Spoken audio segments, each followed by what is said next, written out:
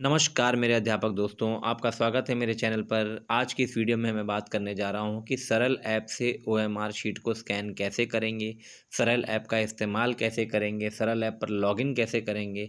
मैं सारी की सारी जो जितनी भी ये ज़रूरी बातें हैं सरल ऐप रिलेटेड, वो सारी की सारी मैं आपको आज की इस वीडियो में वो सारी जानकारी दूंगा। लेकिन उससे पहले ये ज़रूर कहूँगा कि चैनल को सब्सक्राइब अगर अभी तक नहीं किया है तो सब्सक्राइब ज़रूर कर लें और वीडियो को लाइक तभी करिएगा अगर वीडियो आपको पसंद आती है। और पसंद आती है तो शेयर भी करिएगा और उसके बाद ही चैनल को चाहे सब्सक्राइब कर लीजिएगा।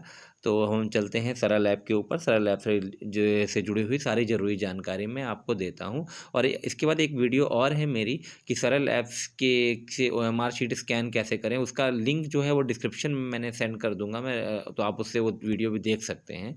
ठीक है, सबसे पहले हम सरल ऐप के बारे में जानकारी ले लें। सबसे पहले तो सरल ऐप को आप जो गूगल प्ले स्टोर से जाकर इंस्टॉल कर सकते हैं। इंस्टॉल करने के बाद आप लॉगिन करेंगे। लॉगिन में लॉगिन आईडी और जो पासवर्ड है आपका, वो आपका मोबाइल नंबर जिस पे एमडीएम की कॉल आती है वही लॉगिन आईडी और पासवर्ड आपका होगा। आप उसमें लॉगिन आईडी और पासवर्ड में वो मोबाइल नंबर भर सकते हैं, भरेंगे तो आपका ये सरल ऐप खुल जाएगा। लेकिन सरल ऐप जब एग्ज़ाम होगा आपका, सपोज करिए आपके यहाँ 8 तारीख को है, तो उससे एक दिन पहले 24 से 48 घंटे पहले ही ओपन होता है और बाद में वो बंद हो जाएगा। ये आपका सरल ऐप की सबसे पहली बात है। इसलिए आप परेशान मत हो कि हमारा सरल ऐप नहीं खुल रहा है। नहीं, जब आपके यहाँ एग्ज़ाम होगा, सपोज़ करिए 10 तारीख को है तो वो 9 तारीख को चलेगी या 8 तारीख की शाम तक चलेगी, चलना शुरू होगी वो। तो सबसे ज़रूरी बात याद रखें। और जब आप लॉगिन आईडी से लॉगिन कर लेंगे तो लॉगिन करने के बाद ये जो पेज आपको सामने दिख रहा है, वो ये पेज आपका इस तरह का ये पेज आपका ओपन हो जाएगा। आप इसमें जहाँ पे जाएंगे गेट स्टार्टेड आपको दिख रहा होगा, हम गेट स्टार्टेड पे जाते हैं। हम सरल ऐप पे पहुँच गए हैं। देखिए ये सरल ऐप में आपकी डिटेल सारी आ जाती है, स्कूल के बारे में, क्लास के बारे में। सबसे पहले आप क्लास सेलेक्ट करेंगे। सपोज़ करिए हम जो भी क्लास 2 हमने सेलेक्ट कर ली।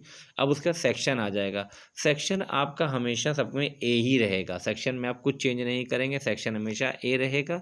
अब उसके बाद आता है यहाँ पे सब्जेक्ट। सब्जेक्ट में आप सेलेक्ट करेंगे तो जब आपका आपका मंडल का नाम शो करेगा, तो जो आपके मंडल का नाम है वो आप सेलेक्ट कर लेंगे। जैसे सपोज़ करिए मेरे मंडल का नाम गोरखपुर मंडल है, तो मैं गोरखपुर मंडल सेलेक्ट कर रहा हूँ। देखिए गोरखपुर मंडल सेलेक्ट कर लिया मैंने और सबमिट कर देंगे। उसके बाद आप यहाँ पे सबमिट कर देंगे। सबमिट हमने कर दिया। सबमिट करने के बाद क्लास 2 के जितने स्टूडेंट हैं उन सबकी डिटेल आपके पास आ जाएगी।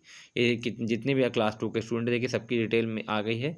अब आपको सबसे पहला काम क्या करना है इसके अंदर, इससे आगे बढ़ने से पहले इस बात को आप ध्यान रखिएगा, मेरी बात को बहुत ध्यान सुनिएगा कि आगे बढ़ने से पहले जो स्टूडेंट आपके एग्ज़ाम नहीं दे रहे हैं, सपोज़ करिए 2 बच्चे नहीं दे रहे हैं, तो इनको पहले आपको मार्क एज अब्सेंट करना है, फिर ही आगे बढ़ना है। सबसे ज़रूरी बात जो आपको ध्यान रखनी है, आप अभी नेक्स्ट या स्कैन पे नहीं जाएंगे किसी ये से, अभी आप यहाँ पर नेक्स्ट पे नहीं जाएंगे, ये इस पे नहीं जाएंगे आप। जब आपको पहले मार्क एज अब्सेंट करना है बच्चे को, जो बच्चे आपके एग्ज़ाम नहीं दे रहे हैं उनको मार्क करना है, उसके बाद ही ओएमआर शीट स्कैन करनी है।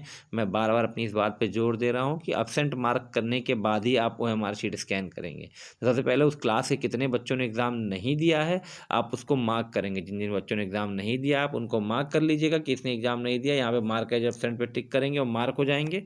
ठीक, फिर आप आगे बढ़ेंगे और आगे बढ़ने के लिए हम कहाँ जाएंगे, आगे बढ़ने के लिए हम जाएंगे यहाँ पे नेक्स्ट पे। उसके बाद हम नेक्स्ट पे चले जाएंगे।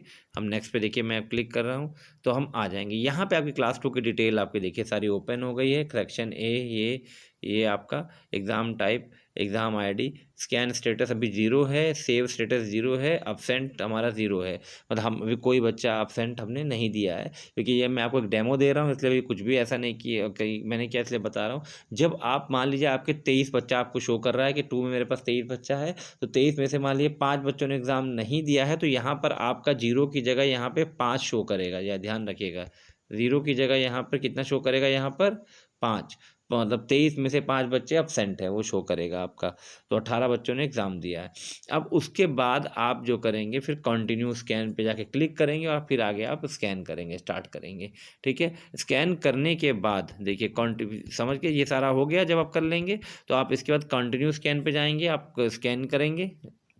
और स्कैन करने के बाद आप जब आप स्कैन हो जाएगा आपका, तो उसके बाद आप सेव ऑल स्कैन कर लेंगे। अब इसमें ध्यान रखने वाली बात क्या है, जो क्लास 1 2 3 है उसका जब आप स्कैन करेंगे तो एक बार में आप 5 OMR शीट स्कैन करिएगा। और एक बात और ध्यान रखिएगा कि आप स्कैन करते हुए अपने नेट को ऑफ कर लीजिएगा, तो आपको आसानी होगी। आप पहले नेट ऑफ कर लीजिएगा, फिर स्कैन कर लीजिएगा। मान लीजिए 5 OMR शीट आपने स्कैन कर ली। अब ये आप सोचेंगे कि सिर्फ हम 5 ही कर रहे हैं। 5 का मतलब है कि आप एक क्लास की अगर आप 5 OMR शीट स्कैन कर रहे हैं 1 2 3 में, इसका मतलब है कि आप 40 बच्चों के आप डाटा स्कैन कर रहे हैं, क्योंकि 1 2 3 की एक OMR शीट पे 8 बच्चों का डाटा है।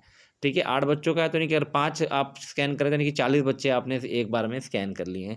तो आप 5 बच्चों की 1 2 3 के आपने 5 OMR शीट स्कैन की। अब स्कैन करने के बाद अब सपोज करिए आपके यहाँ 20 बच्चा है, तो इसका मतलब है कि आपको जो OMR शीट स्कैन करनी पड़ेंगी वो 3, एक 8, दूसरी बार 8 और तीसरी वाले में 4 बच्चे होंगे। ठीक है, तो ये आपका रहेगा OMR शीट का।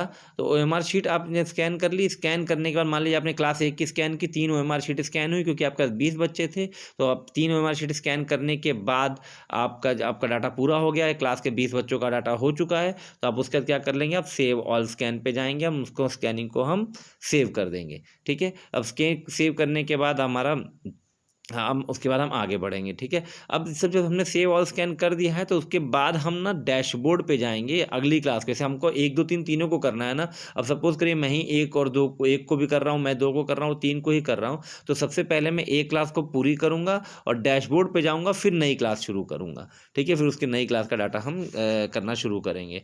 ठीक है, तो हमको उसके लिए डैशबोर्ड पे जाना पड़ेगा, वो मैं आपको अभी दिखा दूंगा दोबारा डैशबोर्ड पे कैसे जाते हैं। तो मुझे लगता है आप समझ गए होंगे। जैसे आपको 1 2 3 के लिए एक बार में 5 OMR शीट स्कैन करनी है। अब हम आते हैं 4 से लेके 8 तक का। अब 4 से लेके 8 तक में एक OMR शीट पर एक ही बच्चे का डाटा है, इसलिए आपको 4 से 8 तक का जब स्कैन करना है तो आप एक बार में 20 बच्चों का स्कैन करेंगे। नेट आप ऑफ कर लें। नेट ऑफ करने का सपोज करिए हम 20 बच्चों का स्कैन कर रहे हैं, तो हम 20 बच्चों का हमने स्कैन कर लिया। स्कैन करने के बाद नेट आपको हमने ऑफ कर लिया, नेट ऑफ कर लिया, हमने स्कैन कर लिया।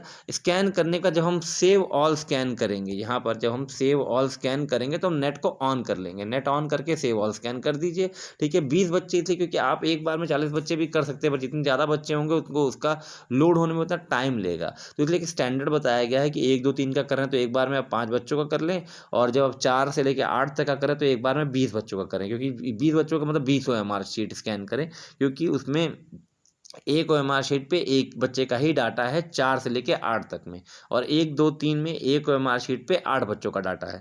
तो जब हम 20 मान लीजिए हम 4 से लेके 8 तक का कर रहे हैं तो हमने 20 OMR शीट स्कैन कर ली। स्कैन करने के मैंने वही बताया, जब स्कैन करने जा रहे हैं तो नेट को ऑफ कर लें। और जब स्कैन हमने कर लिया है, जब हमारा एक 20 बच्चों का मान लीजिए डाटा पूरा हो गया, कर लिया, तो उसके बाद हम क्या करेंगे, सेव ऑल स्कैन करेंगे। लेकिन सेव ऑल स्कैन करने के लिए हमको अपना नेट को क्या करना पड़ेगा, ऑन करना पड़ेगा। क्योंकि नेट ऑफ करने के लिए ये जरूरी नहीं है कि आप नेट ऑफ करें, वो आपकी मर्जी है। पर मेरा ये इसलिए मैं कह रहा हूँ कि जब हम नेट ऑफ करेंगे तो हमारी कनेक्टिविटी सर्वर से नहीं होगी, तो जो स्कैनिंग की प्रक्रिया है वो बहुत आराम से होती रहेगी। और उसके बाद जब स्कैन 20 बच्चों का डाटा हो जाए तो आप उसके बाद आप नेट ऑन करिए, उसके बाद आप उसको सेव कर दीजिए। तो आपको मुझे लगता है इस तरह से आपका काम थोड़ा जल्दी हो जाएगा।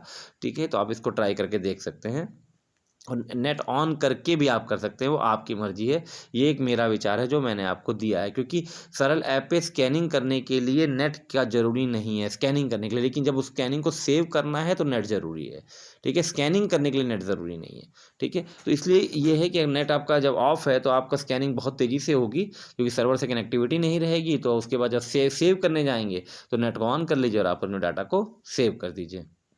ये आपका था सरल ऐप को किस तरह से यूज़ करना है। अब इसमें मैं बता देता हूँ आपको कि आपको जब मान ली क्लास 1 का या 2 का डाटा हमने सेव कर लिया, सारा सेव ऑल स्कैन कर लिया है, तो मैं फिर अपनी रिपीट कर रहा हूँ। 1 2 3 में आपको एक बार में 5 OMR शीट स्कैन करिए, और 4 से 8 तक में एक बार में 20 OMR शीट। 4 से 8 तक में जो 20 OMR शीट है, मतलब उसमें 20 बच्चों का डाटा होगा। और जो 1 से लेकर 3 तक, क्योंकि 4 से 8 तक की एक OMR शीट पे एक ही बच्चे का डाटा है, लेकिन 1 2 3 में जो एक OMR शीट के ऊपर 8 बच्चों का डाटा है। इस बात का विशेष ध्यान रखेंगे। अब ये करने के बाद देखिए, अभी हम अभी हाईलाइट नहीं है, नहीं तो कंटिन्यू स्कैन से हम आगे बढ़ते जाते। एक स्कैन करने के बाद हम कंटिन्यू स्कैन से हम आगे बढ़ते जाएंगे। यहाँ पे मैं बैक पे जा रहा हूँ।